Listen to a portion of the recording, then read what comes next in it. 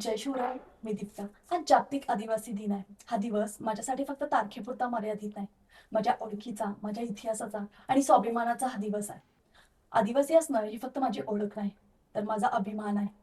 आपल्या पूर्वजांनी स्वाभिमानासाठी केलेला संघर्ष, बलिदान दिलं आणि इतिहास घडवला. त्यांच्यामुळेच आज आपण अभिमानाने उभे आहोत. आपल्या हक्कासाठी, आपल्या जलजंगल जमिनीच्या रक्षणासाठी आणि आपल्या समाजाच्या स्वाभिमानासाठी वीर बिरसा मुंडा यांनी संघर्ष केला. अगदी कमी वयात त्यांनी आपल्या समाजाला एकत्र केलं आणि अन्यायाविरुद्ध आवाज उठवला. आपल्या मातीसाठी आणि आपल्या लोकांसाठी त्यांनी दिलेलं बलिदान आजही प्रत्येक आदिवासींच्या मनात स्वाभिमान जागवणारा आहे. वीर बिरसा मुंडा यांना माझं विनम्र अभिवादन.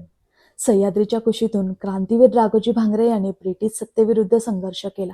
आपल्या समाजावर होत असलेल्या अन्यायाविरोधात ते ठामपणे उभे राहिले आणि आपल्या बांधवांना एकत्र केलं. त्यांच्या धैर्याची आणि बलिदानाची गाथा आजही आपल्या मनात स्वाभिमानाने संघर्षाची प्रेरणा जागवते.